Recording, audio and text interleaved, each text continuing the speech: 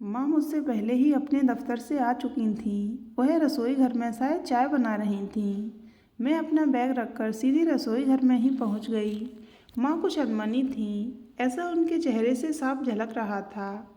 फिर कुछ अनचाहा घटा है, मैंने अनुमान लगा लिया। लड़के वालों की ओर से हर बार निराशा ही उनके हाथ लगी है। मैंने जानबूझकर माँ की उदासी का कारण नहीं पूछा, क्योंकि दुखती रग पर हाथ धरते ही वे अपना धैर्य खो बैठती और बाबूजी को याद करके घंटों रोती रहती। माँ ने मेरी ओर बिना देखे ही चाय का प्याला आगे बढ़ा दिया, जिसे थामे मैं बरामदे में कुर्सी पर आ बैठी। माँ अपने कमरे में चली गई थी। विषाद से मन भर उठा। पिछले 4 साल से माँ मेरे लिए वर की खोज में लगी थी, लेकिन अभी तक एक अदद लड़का नहीं जुटा पाई थी कि बेटी के हाथ पीले कर संतोष की सांस लेती। माँ अंतर्जातीय विवाह के पक्ष में नहीं थी। अपने ब्राह्मणत्व का दर्प उन्हें किसी मोड़ पर संधि की स्थिति में ही नहीं आने देता था। मेरी अच्छी खासी नौकरी और ठीक ठाक रूप रंग होते हुए भी शादी में विलम्ब होता जा रहा था। जो परिवार माँ को अच्छा लगता वह हमें अपनाने से इनकार कर देता, और जिसको हम पसंद आते उन्हें माँ अपनी बेटी देने से इनकार कर देती। शहर बंद होने के कारण मैं सड़क पर खड़ी खड़ी बेजार हो चुकी थी। कोई रिक्शा, बस, ऑटो रिक्शा आज नहीं चल रहा था। घर से माँ ने वनीता की मोपेड भी नहीं लाने दी, हालांकि वनीता का कॉलेज बंद था। मुझे दफ्तर पहुंचना था, कई आवश्यक काम करने थे। न जाती तो व्यर्थ ही अफसर की कोप भाजन बनती। इधर उधर देखा, कोई जान पहचान का नहीं दिखा।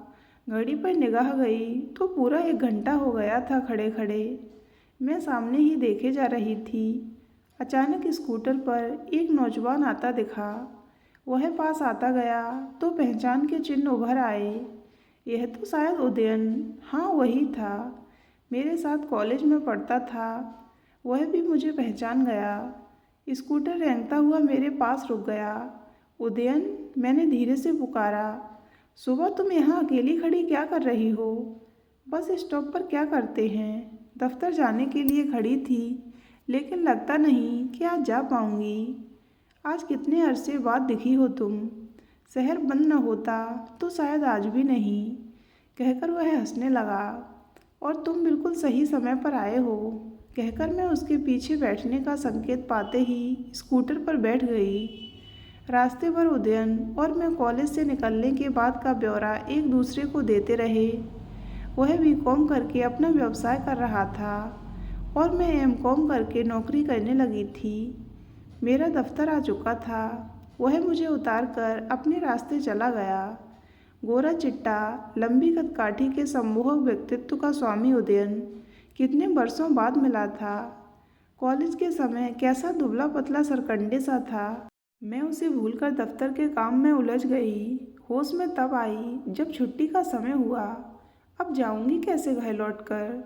सोचती हुई बाहर निकल ही रही थी कि सामने गुलमोहर के पेड़ तले स्कूटर लिए उदयन खड़ा दिखाई दिया। उसने वहीं से आवाज़ लगा दी, सुबह तुम? मैं आश्चर्य में पड़ी उस तक पहुंच गई। तुम्हें काम था कोई यहाँ? नहीं, तुम्हें लेने आया हूँ। सोचा छोड़ तो आया, लेकिन घर जाओगी कैसे? मैं आभार से भर उठी थी। उस दिन के बाद तो रोज़ ही आना जाना साथ होने लगा। हम साथ साथ घूमते हुए दुनिया भर की बातें करते। एक दिन उदयन घर आया तो माँ को उसका विनम्र व्यवहार और सौम्य व्यक्तित्व प्रभावित कर गए। छोटी बहन वनिता बड़े शर्मीले स्वभाव की थी। वह तो उसके सामने आती ही नहीं थी। वह आता और मुझसे बात करके चला जाता। मैं वनिता को चाय बनाकर लाने के लिए कहती, लेकिन वह नहीं आती। एक बात मैं कितने ही दिनों से महसूस कर रही थी। मुझे बार बार लगता कि जैसे उदयन कुछ कहना चाहता है, लेकिन कहते कहते जाने क्या सोचकर रुक जाता है। किसी अनकही बात को लेकर बेचैन सा वह महीनों से मेरे साथ चल रहा था। एक दिन उदयन मुझे स्कूटर से उतारकर चलने लगा तो मैंने ही उसे घर में बुला लिया। अंदर आओ, एक प्याला चाय पीकर जाना। वह मासूम बालक सा मेरे पीछे पीछे चला आया। माँ घर में नहीं थी और बनिता भी कॉलेज से नहीं आई थी। सो चाय मैंने बनाई। चाय के दौरान सुबह एक बात कहूँ, कहते कहते ही उसे ज़ोर से खांसी आ गई। गले में शायद कुछ फंस गया था। वह बुरी तरह खांसने लगा। मैं दौड़कर गिलास में पानी ले आई और गिलास उसके होंठों से लगाकर उसकी पीठ सहलाने लगी। खांसी का दौर समाप्त हुआ तो वह मुस्कुराने की कोशिश करने लगा। आंखों में खांसी के कारण आंसू भर आए थे। उदयन, क्या कहने जा रहे थे तुम? अरे भाई, ऐसी कौन सी बात थी जिसके कारण खांसी आने लगी? यह सुनकर वह हंसने लगा और बोला, सुबह मैं तुम्हारे बिना नहीं रहे। अधूरा वाक्य छोड़कर नीचे देखने लगा और मैं शर्मा कर गंभीर हो उठी और लाज की लाली मेरे मुख पर दौड़ गई। उदयन, यही बात कहने के लिए मैं न जाने कब से सोच रही थी। धीरे से कहकर मैंने उसके प्रेम निवेदन का उत्तर दे दिया था। दोनों अपनी अपनी जगह चुप बैठे रहे थे। ऐसा लग रहा था इन वाक्यों को कहने के लिए ही हम इतने दिनों से न जाने कितनी बातें बस ऐसे ही किए जा रहे थे। एक दूसरे से दृष्टि मिला पाना कैसा दूभर लग रहा था।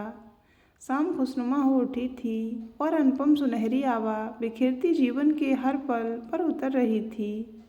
मौसम का हर दिन रंगीन हो उठा था। मैं और उदयन पखेरुओं के से पंख लगाए प्रीति के गगन पर उड़ चले थे। हम लोग एक जाति के नहीं थे, लेकिन आपस में शादी करने की प्रतिज्ञा कर चुके थे। झरझर बरसता सावन का महीना था। चारों ओर हरियाली ही हरियाली नजर आ रही थी। पत्तों पर टपकती जल की बूंदें कैसी शरारती लगने लगती थीं। अकेले में गुनगुनाने को जी करता था। उदयन का साथ पाकर सारी सृष्टि इंद्रधनुषी हो उठती थी। सोनपुर चलोगी सुबह? एक दिन उदयन ने पूछा था। मेला दिखाने ले चलोगे? हाँ, सोच तो ऐसा ही कुछ रहा हूँ। माँ हमारे साथ जा नहीं सकती थीं और अकेले उदयन के साथ मेरा जाना उन्हें मंजूर नहीं था। अतः मैंने बंता से अपने साथ चलने को कहा तो उसने साफ इनकार कर दिया। पगली, घर से कॉलेज और कॉलेज से घर, यही है ना तेरी दिनचर्या? बाहर निकलेगी तो मन बहल जाएगा। मैंने उसे समझा कर तैयार कर लिया था। हम तीनों साथ ही गए थे। मैं बीच में बैठी थी। उदयन और बंता मेरे इधर उधर बैठे थे। इस यात्रा के बीच बंता थोड़ा बहुत खुलने लगी थी। उदयन के साथ मेले की भीड़भाड़ में हम एक दूसरे का हाथ थामे घूमते रहे थे।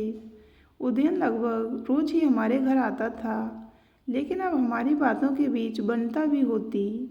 मैं सोचती थी कि उदयन बुरा मानेगा कि हर समय छोटी बहन को साथ रखती है। इसलिए मैंने एक दिन बंता को किसी काम के बहाने दीपा के घर भेज दिया था। लेकिन थोड़ी देर बंता न दिखी तो उदयन ने ही पूछ लिया, बंता कहाँ है? काम से गई है दीपा के घर, मैंने अनजान बनते हुए कह दिया। उस दिन तो वह चला गया, लेकिन अब जब भी वह आता बंता से बातें करने को आतुर रहता। यदि वह सामने न आती तो उसके कमरे में भी पहुंच जाता। मैंने उदयन से शीघ्र शादी करने को कहा था, लेकिन वह कहाँ माना था। अभी क्या जल्दी है सुबह, मेरा काम ठीक से जम जाने दो। कब करेंगे हम लोग शादी उदयन? बस साल डेढ़ साल का समय दे दो मुझे सुबह। मैं क्या कहती, चुप हो गई। मेरी भी तरक्की होने वाली थी, उसमें तबादला भी हो सकता था। सोचा शायद दोनों के ही हित में है। अब जब भी उदयन आता बंता उससे खूब खुलकर बातें करती। वह मजाक करता तो वह हंसकर उसका उत्तर देती थी। धीरे धीरे दोनों भौड़े मजाकों पर उतर आए। मुझसे सुना नहीं जाता था, आखिर मुझे कहना ही पड़ा, उदयन अपनी सीमा मत लांघो, उससे ऐसी बातें मत करो।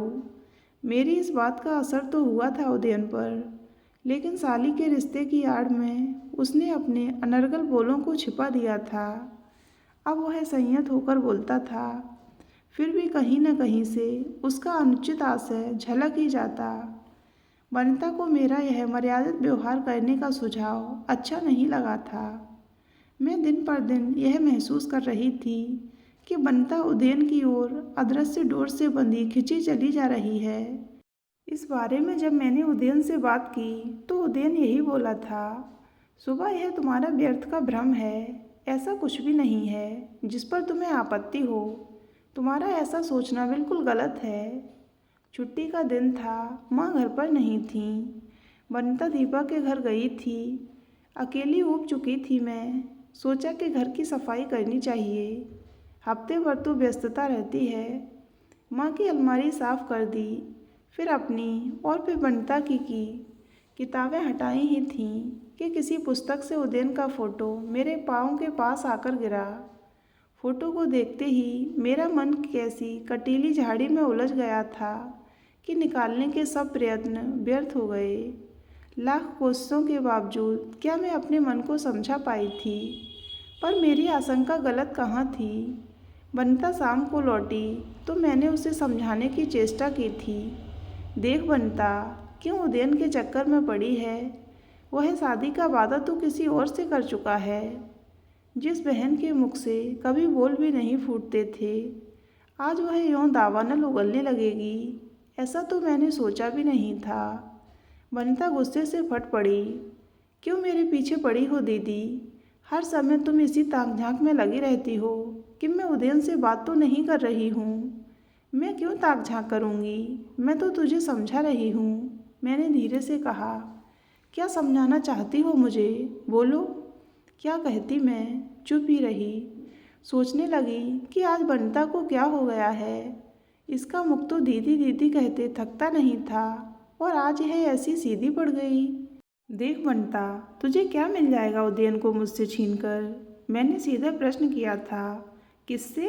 किससे छीनकर? वह वितृष्णा से भर उठी थी। मैंने किसी से नहीं छीना उसे, वह तो स्वयं ही मुझे मिला है। फिर तुम उदयन को क्यों नहीं रोकती?